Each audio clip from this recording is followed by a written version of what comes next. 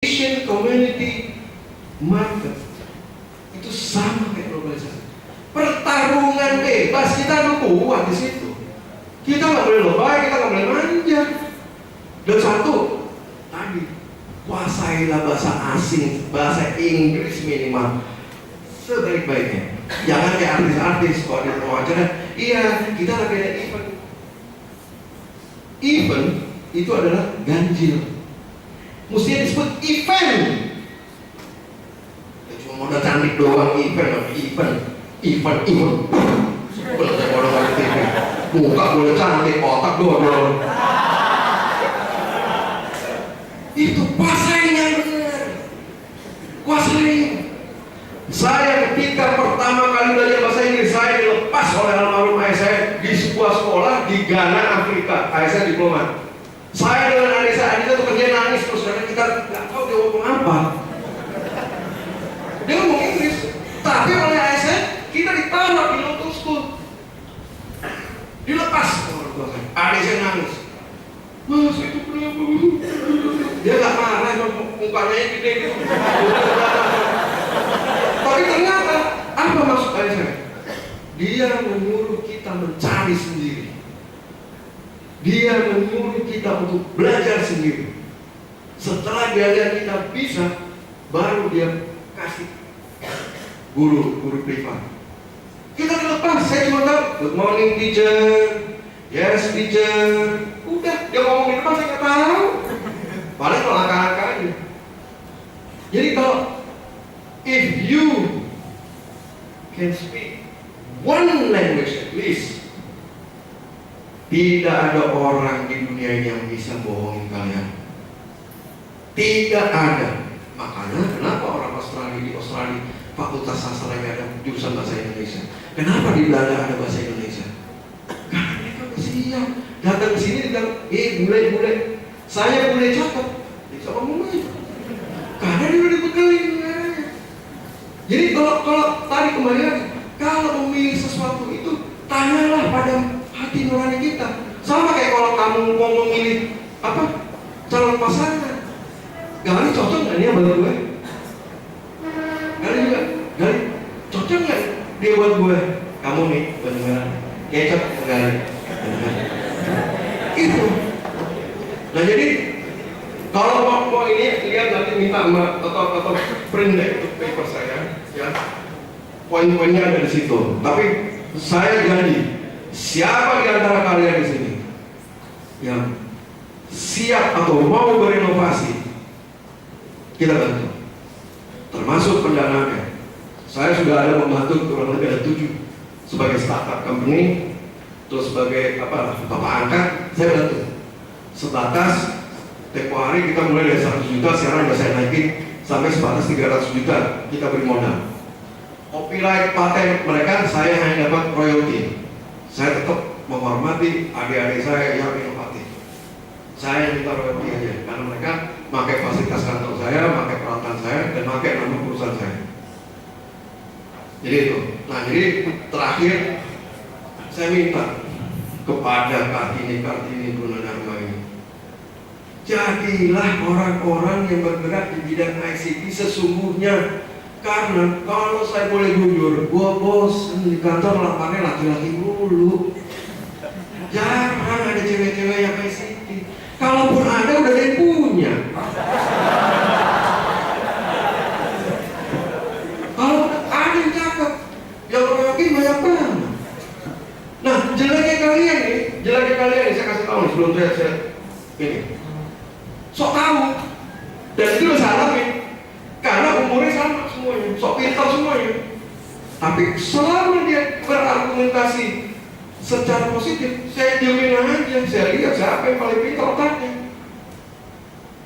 Begitu. Jadi sekali lagi kepada Kartini Gunadarma, belajarlah ICT yang sesungguhnya.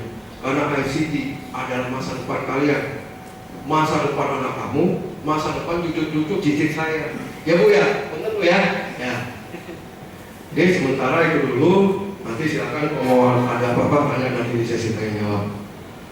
Salam Spektrum, wassalamualaikum warahmatullahi wabarakatuh. Wow.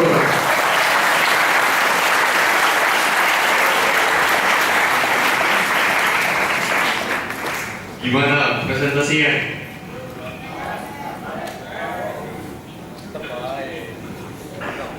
Gimana? Gimana? Baru sudah semangat, masa sekarang spill lagi sih? Tahu ini nggak? Terus nggak ada yang tahu nih, tadi dengerin apa gitu. Jadi, ya saya nangkep ya, sudah bukan waktunya lagi untuk kita sebagai apa ya, nanti yang akan menjadi lulusan itu harus mampu bersaing dengan mahasiswa lainnya, dengan perguruan tinggi lainnya yang notabene nggak cuma dari Indonesia aja. Kita harus jangan cuma kooperatif, jangan hanya cuma membandingkan, tapi udah saatnya untuk kita berkompetitif. Udah saatnya lagi kita bersaing sama mahasiswa dari luar negeri, dari gak cuma di, ya kalau kita nengok ke sebelah, kita kadang-kadang masih sering dibanding-bandingkan gitu alma mater UI, mana Bunda, mana kampus-kampus lain. Kita buktiin ke mereka, ke orang-orang banyak bahwa lulusan Gunadarma itu gak cuma jadi karyawan yang kerja di bank, jadi customer service kayak gitu ya. Kita harus buktiin bahwa kita juga bisa lebih dari mereka. Mungkin selanjutnya kita sesi diskusi. Untuk teman-teman yang udah punya pertanyaan bisa tunjuk tangan untuk bertanya. Boleh?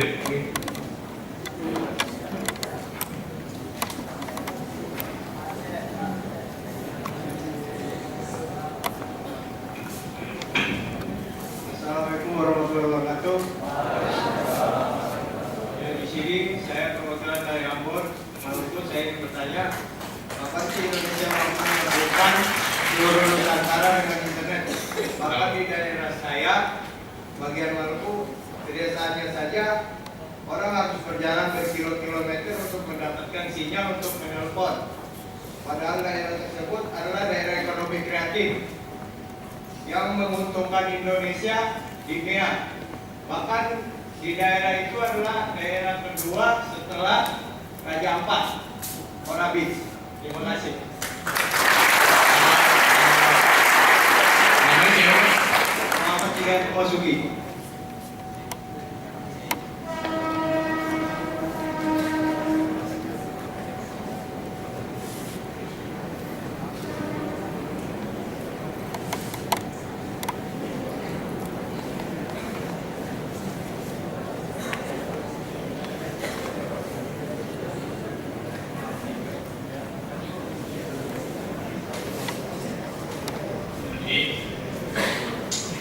Ada pertanyaan dari Muhammad Hidayat ya, tentang kenapa sih belum meratanya internet, sedangkan di Maluku itu salah satu yang bisa dikembangkan. Mungkin dari pembicara-pembicara di sini bisa menyampaikan. Harusnya sih ini lebih tepatnya kita ke Kemkominfo, tapi berhubung Kemkominfo-nya udah nggak ada, mungkin dari pembicara-pembicara yang ini aja kali ya, saran atau soalnya ini lebih tepat ke Kemkominfo. Mungkin dari Bang Darwin dulu. Oh enggak, langsung ke Pak Iwan mungkin mau menjawab.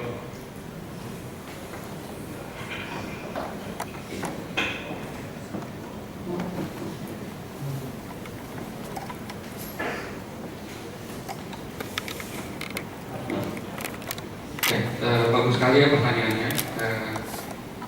Jadi sebetulnya program untuk pemerataan internet itu sudah sejak pertengahan tahun 2007 ya.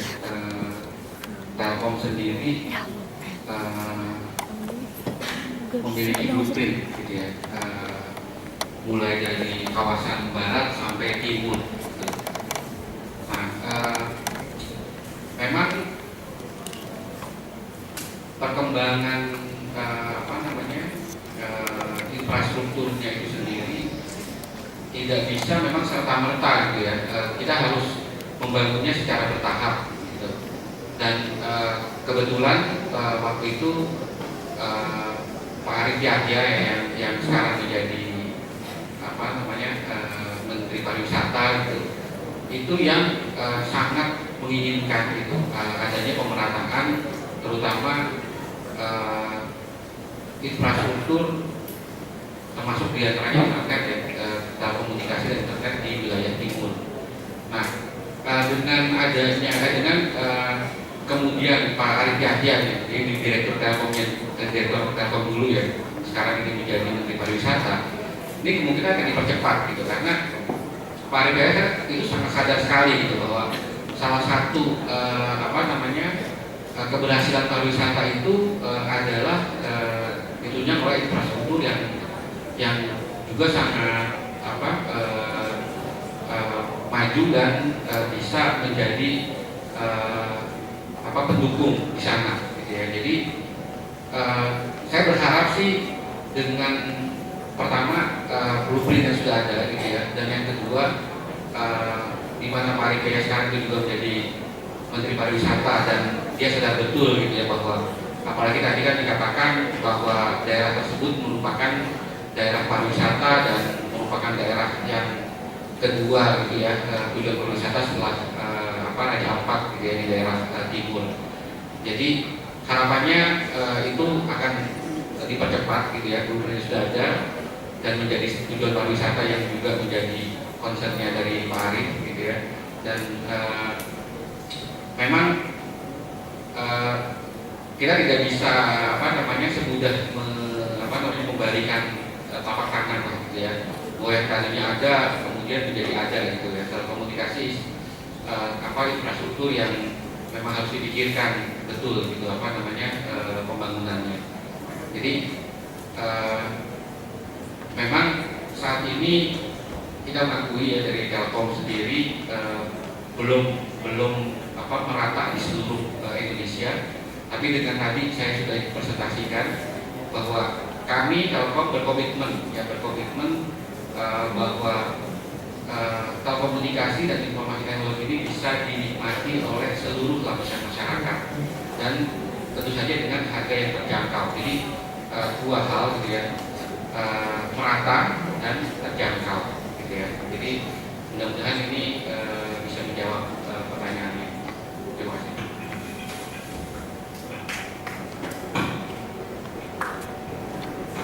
Mungkin dari Mas Arief mau menambah. Sebenarnya Indoel itu dari dulu, dari ketika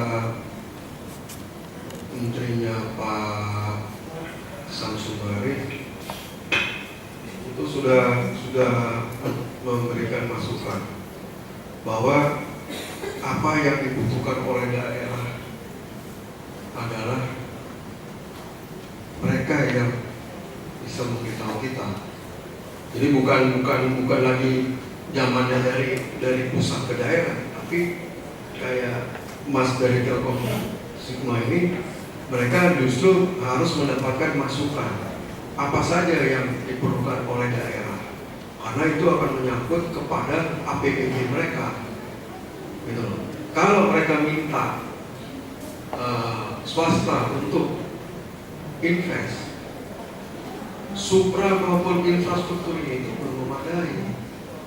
Kayak saya bolak-balik selama hampir 4-5 tahun terakhir ini, bolak-balik ke timur Indonesia, ke Papua, ke Maluku, NTT, NTB. Maluku terus terang lebih cepat beradaptasi dan lebih cepat mengerti para pemalukunya. Kendala yang dihadapi adalah sebenarnya bukan masalah bukan masalah regulasi atau apa nih, tapi masalah tadi infrastrukturnya. Kayak misalnya dari Hararuku ke Serang,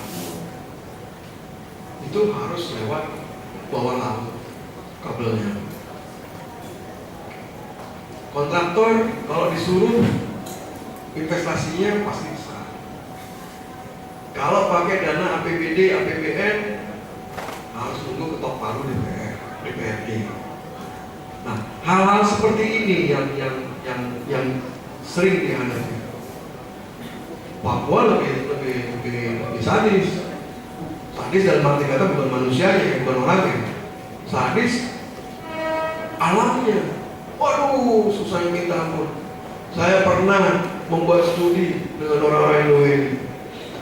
Ada satu anggota saya terjerumus. Dia masuk kurang lebih 20 meter, 30 meter bawah. Kalau seandainya dia merosot lebih dalam sampai 50 meter, itu yang menunggu dia adalah ratusan jenis ular. Bayangin, sebuah jurang yang tertutup oleh akar pepohonan, akar alang-alang, akar rumput yang menutupi lubang tersebut. Gak ada yang tahu itu semua. Nah, jadi hal-hal seperti inilah yang dihadapi. Tapi dengan program BPI, Broadband Pita Indonesia, terus tadi yang Bu Kominfo bilang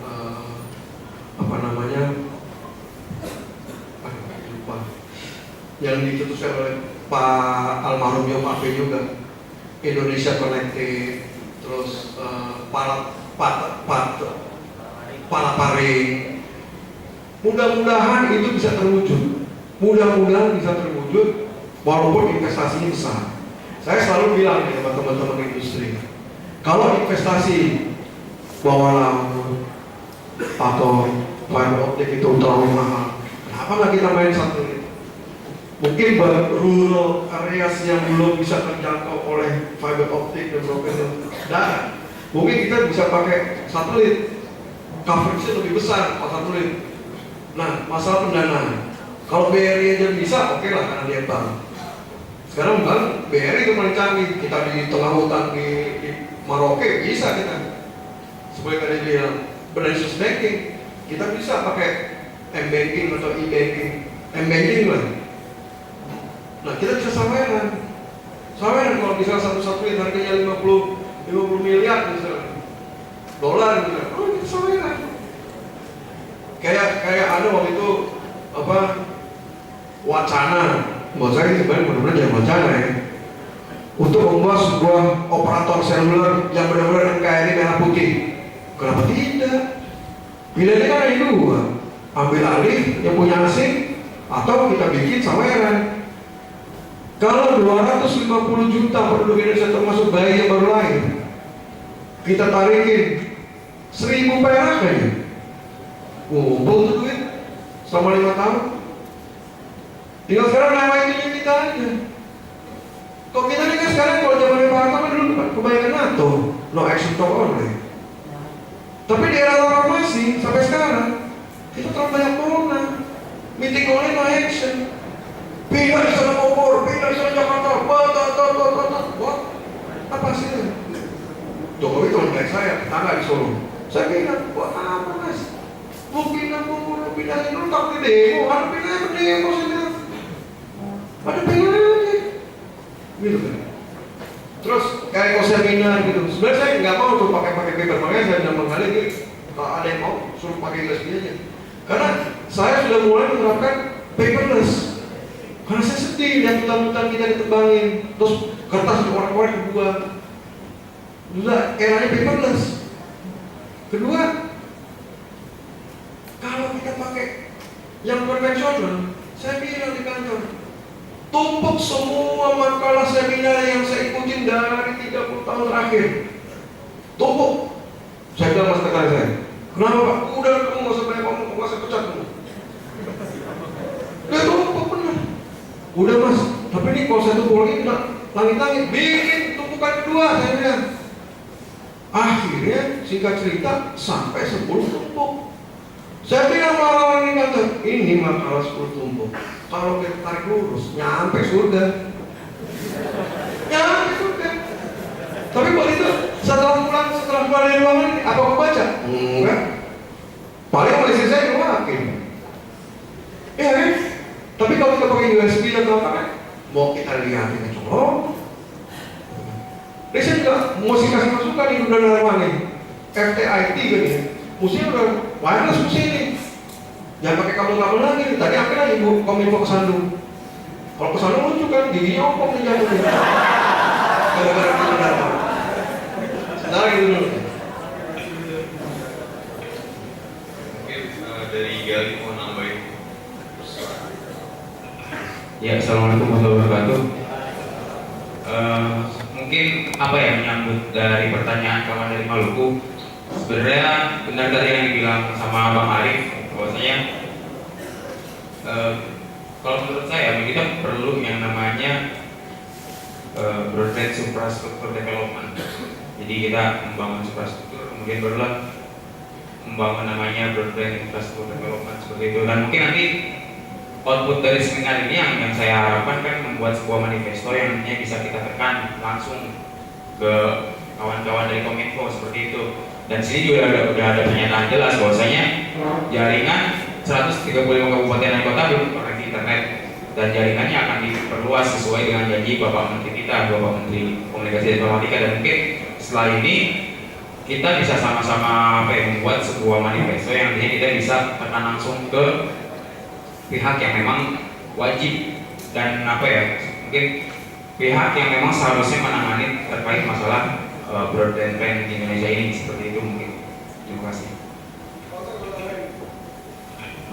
Tadi yang menyangkut yang dari Maluku.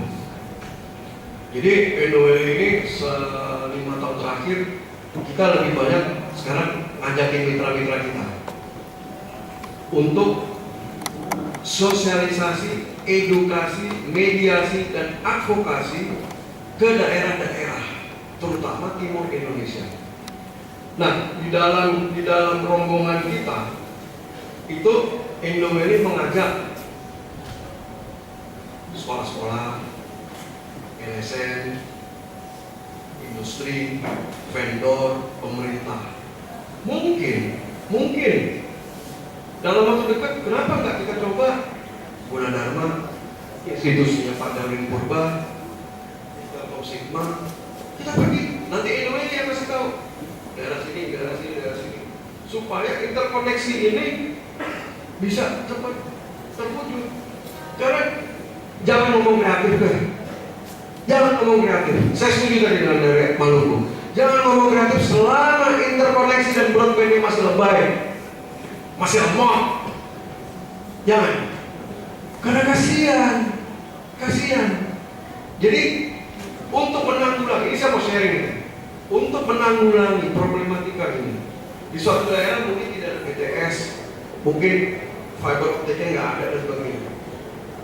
Jadi saya mencoba di syariah banking untuk UMKM di suatu desa, beberapa desa yang secara kreatif mereka produktif, tapi tidak punya medianya. Satu, problem paling besar adalah transportasi.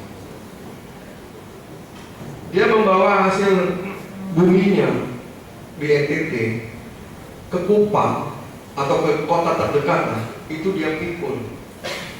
Jarak pulang balik itu 20 kilo. Saya tanya, hasilnya berapa? Hasilnya hanya 100.000. Tenaga yang harus dia keluarkan untuk 20 km hanya 100.000. Bayangkan kalau jalannya bagus, angkot bisa masuk. Itu dari sisi transportasi. Kedua, problemnya UMKM, dan ini tidak pernah dilihat oleh pemerintah, tapi akademisi, organisasi Pak Purba ini berteriak terus. Problemnya adalah buka mata, bagaimana mereka bisa dibantu untuk memasarkan produknya. Bagaimana? Nah, di syariah banking saya mengajak beberapa UMKM di 3 desa di NTB. Semuanya saya modalin tag Samsung. Jadi ketika sosialisasi, ketika mediasi dan sebagainya, mereka tidak perlu datang, tapi online. Jadi kita bawa mobile BTS, kita bikin online. Selama 3 bulan kita lihat itu efektif, kita bilang ke Telkom, kita bilang ke Excel, bikin BTS. Kalian pasti secara ekonomi pasti nggak akan rugi. Yang apa-apa aja, yang cepat nangkep itu soal Telkom. Boleh kan? Nah, ternyata oleh Menteri UMKM, Koperasi dan UMKM dilihat ini cara efektif. Dilihat oleh OJK, ini cara yang lebih mudah, biaya yang murah. Jadi kita harus berinovasi. Jadi kalian yang mudah-mudah ini terus harus berpikir aplikasi apa lagi nih yang bisa menguntungkan para petani, para nelayan, para pengrajin tenun di NTB dan sebagainya. Itu jadi problemnya itu jangan dilihat secara ini. Kita melihat secara luas karena satu sama lain itu terkoneksi. Nah, kembali lagi tadi masalahnya di hukumnya, peraturan hukumnya, perdanya, kayak di Bali. Di Bali itu tidak boleh bikin BTS lebih tinggi dari pura. Kalau pura itu 7 lantai, BTS-nya harus 5 lantai. Terus saya bilang, kehalang dong. Kehalang. Internet gimana mau terima? Bikin di Telkom, bikin Excel di desa tersebut. Kalau dihitung lantai, Telkom BTS itu kurang lebih 10 lantai kalau dihitung lantai. Ditambah, dirobohin sama orang penduduk. Dirobohin, tidak apa-apa. Kita nggak peduli orang Bali itu, tidak peduli. Kita nggak perlu BTS, kita nggak perlu email, kita nggak perlu internet. Karena kurang ajar itu Telkom bikin BTS lebih tinggi dari pura tempat kita memuja Tuhan. Bukan Tuhan, Dewa. Nah, kalau sama lagi nih. Akhirnya kita kompromi. Oke, kamu kan perlu handphone, betul? Beli wayan perlu handphone, betul?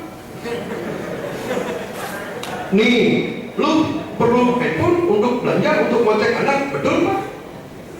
Kita kompromi.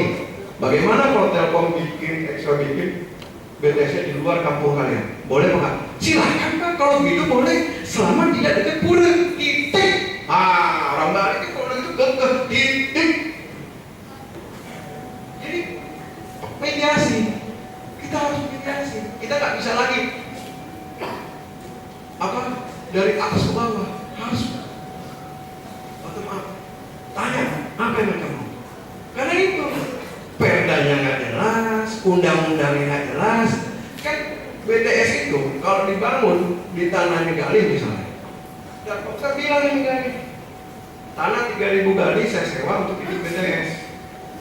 Kesepakatan, sewanya berapa? 100 juta per tahun, 200 juta per tahun. Oke, dibikin akte sewanya dengan mengacu kepada perda lokal. Nah ini kadang-kadang para provokator mafia tanah ini yang diangker-oker. Makanya saya bilang ke siapapun, dari mulai pejabat sampai LSM sampai tukang meja, saya bilang selama negara kita ini masih ada orang-orang yang tidak abu-abu, itulah biang yang mengadu domba kita. Siapa Pak yang abu-abu? Ya mungkin sampai kamu abu-abu. Sebelah kamu gimana kamu gali begitu 5 meter ya gali. Wah hujan kali syarat orang. Mudah-mudahan ketua BPT tapi depan ini selama di abu-abu jadi bikin mafia ini mafia itu dari mana-mana. Kalian pikir nggak ada mafia telekomunikasi? Ada kayak itu.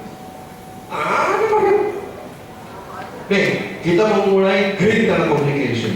Kalau dari green building, green tourism, green telecommunication mau dimulai. Makanya saya sebelum mau tadi ibu pulang, saya mau tanya sama dia. 6 tahun kita menunggu, 6 tahun minta di endorse dan minta rancangan undang-undang aturan mainnya. Gak ada.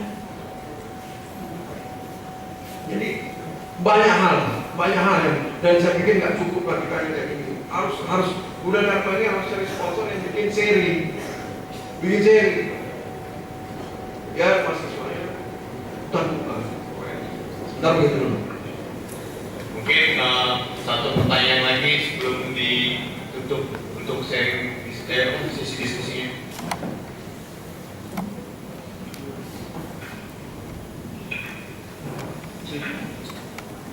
Bismillahirrahmanirrahim. Pertama, yang saya hormati pada Brandi Gali, sahabat saya di Pengusbek, yang saya hormati kepada para pembicara di depan, dan yang saya banggakan abang saya, Bang Doni Purba, selaku senior di PMI Komnas. Sebenarnya izinkan saya untuk menyapa kawan-kawan mahasiswa di sini karena saya mendengar, karena di sini suasana sudah sunyi gitu. Hidup mahasiswa. Hidup mahasiswa. Bangun mahasiswa. Oke. Assalamualaikum warahmatullahi wabarakatuh. Ya. Namanya siapa? Oke. Perkenalkan, nama saya Dedi, Teknik Informatika 2011 dan senior pangkawin di Badan Koordinasi Nasional PMI Komnas.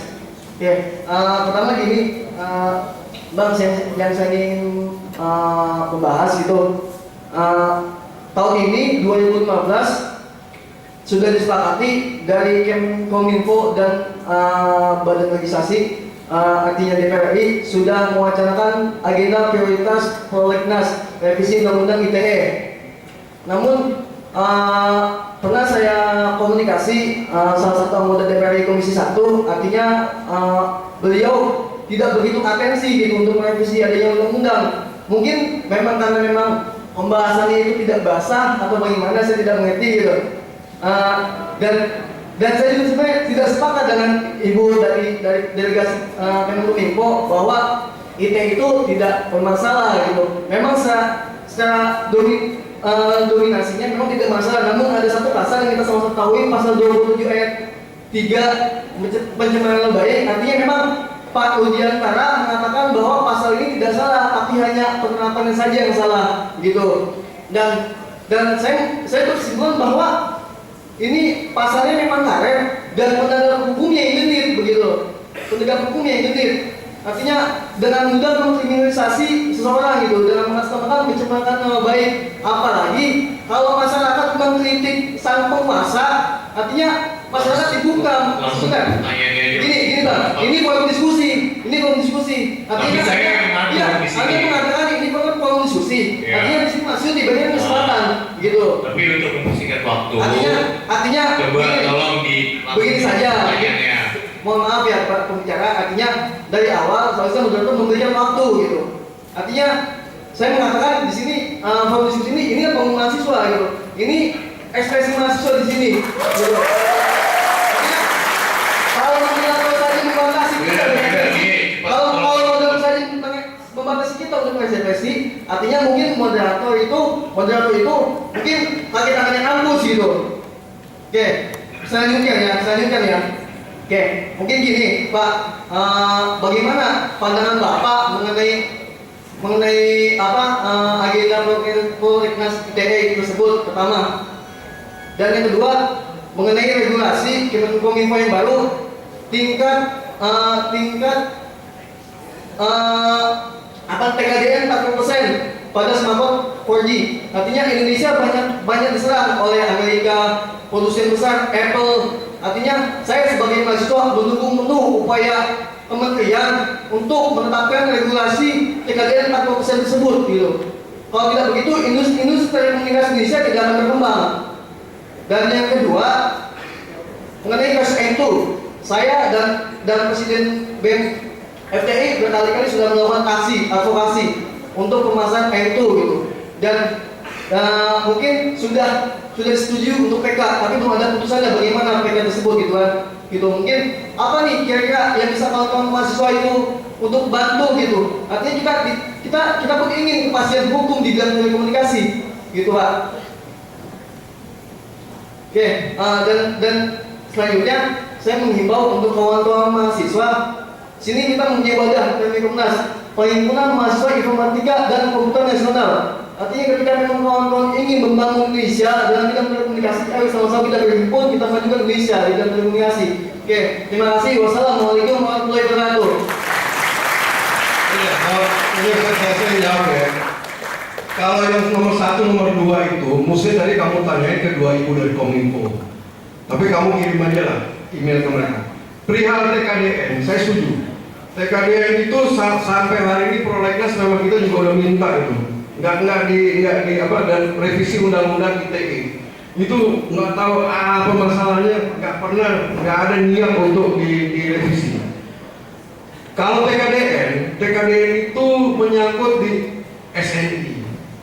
Nah, para pengusaha kita terus terang aja banyak yang bandel. Jadi dia untuk mengelabuinya gini. Sekarang handphone yang kalian pegang, ya mau itu handphone atas nama Galih bisa dibikinnya di Cina.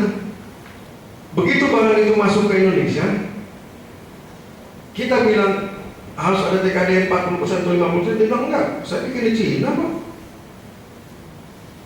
Nah ini diakalin terus gitu. Ini salah satu yang tadi saya bilang, hambatan di liberalisasi WTO. Karena di WTO itu masih banyak komponen-komponen itu. Jadi kita ngeliatnya jangan separuh-separuh, kita ngeliatnya harus secara garis besar, secara luas gitu. Keterkaitan ini. Dan terus terang, tadi saya bilang, dari zaman Pak Hartarto sampai sekarang itu lambat sekali. Suasana kompetensi profesi itu udah dari zamannya Pak Harto kita ngomongin. Hanya satu industri yang tanggap, yaitu industri pariwisata. Dia paling cepat sekali untuk sana kompetensi profesi. Nah, jadi kalau tadi soal TKDN saya setuju. Ini saya sudah bilang ke Rahmat Gobel sama Menteri Industri untuk cepat lah ini direvisi, karena tadi perlu standarisasi untuk apa, peralatan IT atau gadget yang masuk ke Indonesia. Nah, soal tadi EM2, kebetulan saya ikutin dari awal dan saya ikut termasuk di dalam yang eksaminasi kawan baik saya ini. PK di pengadilan kita kalah terus terang. Ini kita lagi cooling down dulu, habis ini kita mau press conference, setelah itu kita mau naik ke MA. Ya mudah-mudahan aja kita di MA bisa menang. Mudah-mudahan, karena seperti tadi saya bilang, kalau ini sampai kalah, sampai Indar itu sekarang ini tanpa kejelasan perbuatan salahnya itu apa, dia masuk itu dia nggak tahu. Balik saya tengok ini suka miskin di antara para koruptor. Kita tidak tahu. Nah, kalau dia di MA pun kalah, ini akan menjadi tadi saya bilang presiden buruk. Tidak ada satu ISP yang akan berani, akan banyak sekali ISP tutup. Kalau ISP tutup, dari 300 ISP yang ada di Indonesia, kalau satu ISP itu 10 orang aja karyawannya, siapa yang mau ngasih kerjaan ke sekian banyak orang? Kedua, kalau seandainya ketika itu Pak SBY mau menindaklanjuti 2 surat dari pemangku telekomunikasi dunia ITU yang menyatakan bahwa there is no case on Indar Manto, itu sebenarnya bisa dilibas kok kata Pak Purba, bisa dibentikan. Tapi ini nggak ada. Ini permainan siapa? Siapa yang punya kepentingan di sini? Saya lagi mencari dari sisi itu. Kita mau cari siapa yang punya kepentingan. Karena nggak ada alasan sama sekali. Orang nggak salah mau masuk bumi. Nah itu yang bisa jawab. Kalau soal yang Kominfo, silahkan tanyakan sendiri ke mereka, karena jawaban saya pasti beda sama mereka sih, nggak ini. Lebih baik email aja ke mereka, kalau nggak minta audiensi aja mereka. Saya setuju. Kirimlah beberapa wakil-wakil Anda, 5 orang cukup lah. Ajak diskusi terbuka sama mereka. Sama seperti kasus Indar. Kejaksaan Agung saya tantangin. Ayo, saya fasilitasi, saya undang Metro TV, debat publik, kejaksaan, industri, dan masyarakat telekomunikasi. Ayo kita debat. Ayo. Tapi jangan kayak sekarang, kekeh. Dia merasa benar. Gak ada itu unsur korupsi. Mungkin itu yang bisa saya jawab. Kamu mau nambahin?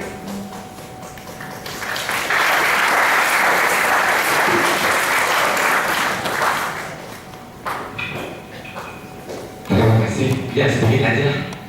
Jadi sebenarnya kalau kita mahasiswa ini kan bagus kontrol point tadi bagus. Yang dari Maluku juga bagus. Kita mahasiswa harus konektif. Tapi kita juga berpikir bagaimana mengkreasi. Kalau masalah perundang-undang TKDN, sebenarnya mahasiswa cuma 2 kok. Kalau disuratin nggak bisa, demo aja. Demo bagian dari politik. Saya suka demo, tapi saran saya, demo itu enak loh jalan-jalan. daripada cuma Sabtu. Kan cuma hari Minggu ya, hari Minggu hari bebas Car Free Day. Bikin hari Car Free Day juga hari biasa, kenapa? Karena menyuarakan hati. Tidak heran juga, jangan dipikir nanti kalau orang mahasiswa demo kampungan, dia mirip juga orang demo. Di negara-negara maju orang demo. Demo itu adalah aspirasi. Jadi itu aja. Tetapi yang selalu saya sarankan ya, kalau demo, karena kalau orang demo selalu tanya ke saya bilang tolong tertib, jangan rusak fasilitas negara. Jangan ganggu orang lain. Jadi demo lah yang baik. Terus kemudian ya biasanya pimpinan demo harus sudah punya link wartawan. Panggil wartawan dan diskusi tentang maksud dan tujuan. Jadi itu aja. Jadi mengenai ide bukan komisi satunya yang apa, mungkin komisi satu kurang pegangan kalau mahasiswa belum melakukan sebuah aksi. Terus kemudian juga dan kementerian juga butuh dukungan mahasiswa sebenarnya. Jadi antara pemerintah dengan mahasiswa itu sebenarnya saling keterikatan yang sangat kuat, ya kan? Sama seperti saya, kalau jumpa menterinya, ya kan? Waktu dulu rencana sama Pak Patrus Bin, saya waktu sama pembicara, saya bilang kalau diturunkan RPM multimedia, saya mau kantor bapak nggak bisa masuk selama seminggu. Ada tuh dia bilang gini, kalau gitu saya jadi di sini, RPM multimedia dibatalkan, daripada dia bisa masuk. Karena itu mengganggu kebebasan pers. Kemudian ditukangi lagi dengan yang lain-lain itu silahkan. Tetapi kalau pers terganggu, tapal batas internet diganggu, kita semua terganggu, kita mau. Jadi pesan saya, Pak Dedi ini sebenarnya bertanya seperti lempar bola, padahal dia ahlinya, ya kan? Sebenarnya dia ahli pergerakan. Tapi nggak apa-apa, saya dukung aja Pak Dedi, laksanakan. Demikian jawaban saya, terima kasih.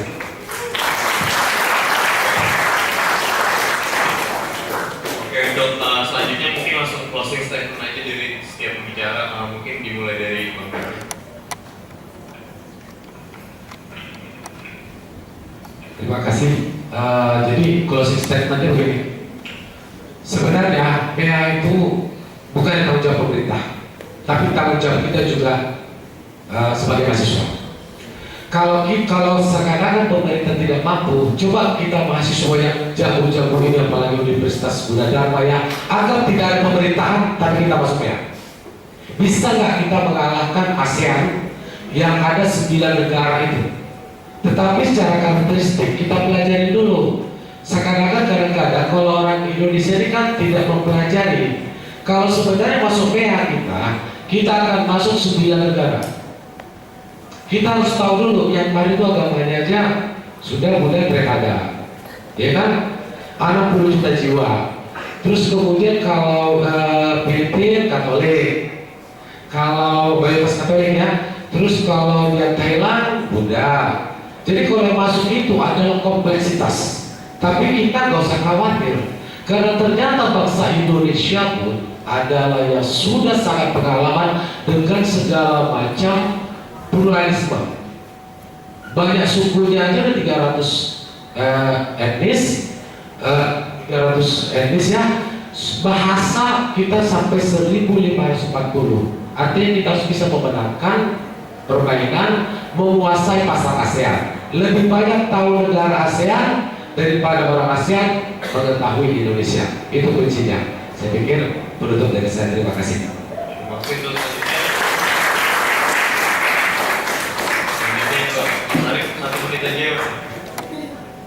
Saya bilang belajarlah dengan baik, teruslah berinovasi, dan terakhir salam spektrum.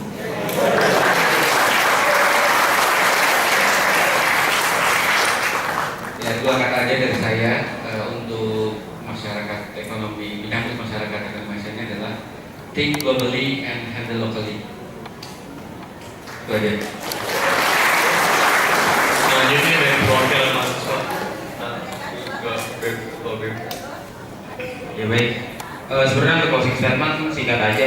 Seperti yang tadi dibilang Bang Darwin, terus Bang Arif, terus sama dari Bapak Sima, bahwasanya MA ini bagaimana caranya kita menyiapkan diri kita sendiri, entah dengan gimana pun caranya. Soalnya ada 3 tipe SDM menurut saya.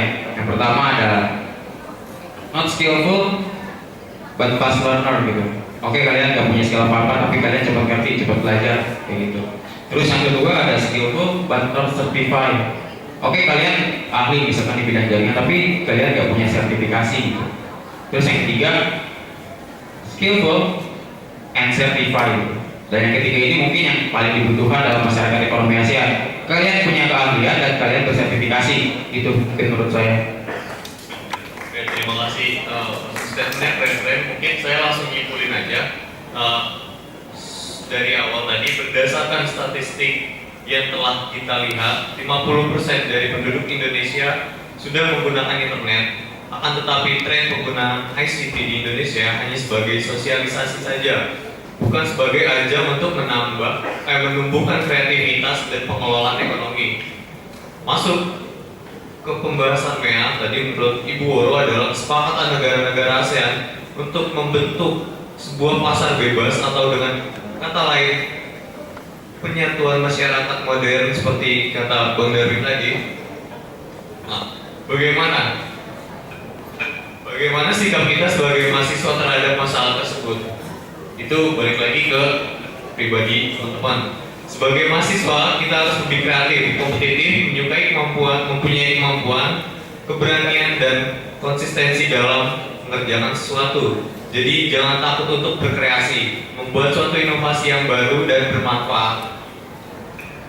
Dan karena seperti yang kita tahu, dampak dari MEA tidak hanya dalam persaingan tenaga kerja dan penjualan barang, tetapi masalah terbesarnya justru lulusan yang akan bersaing ketat dengan lulusan dari perguruan tinggi anggota ASEAN lain untuk menjadi pasar kerja terbuka. Maka dari itu kita harus mempunyai sifat kompetitif, berani dan kreatif. Mungkin itu saja kesimpulan yang saya bisa simpulkan. Selanjutnya bisa saya kembalikan lagi ke pembawa acara.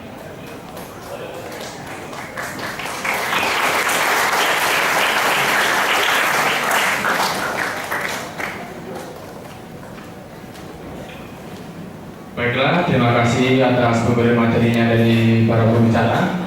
Baiklah, selanjutnya kita akan melakukan penyerahan plakat secara simbolis kepada pembicara. Kami persilakan untuk pembicara maju depan dan penyerahan plakat dari Ketua Pelaksana dan Ketua PMFDI. Kepada Bapak Darul Purba dan Arif M. Sorjari, kami persilakan ke depan. Terima kasih.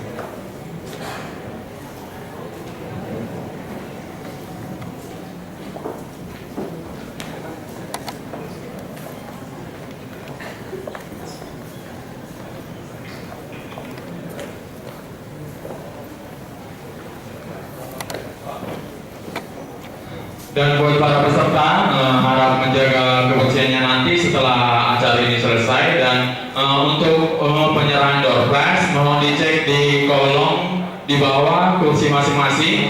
Bila Anda menemukan tulisan itu handphone, tablet, sama hard disk satu daerah, mohon nanti menemui panitia di tempat bazar. Dan pembagian sertifikat dan pembagian sertifikat berada di bazar. Pemberian plakat oleh Ketua PMFDI kepada Pak Arif M. Sorjari.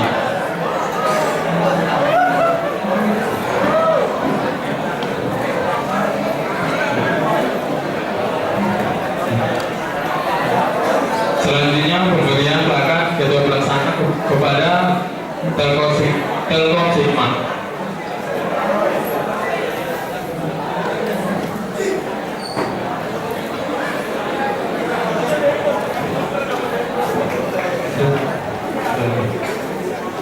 Demikianlah acara seminar kita pada hari ini. Terima kasih atas perhatiannya.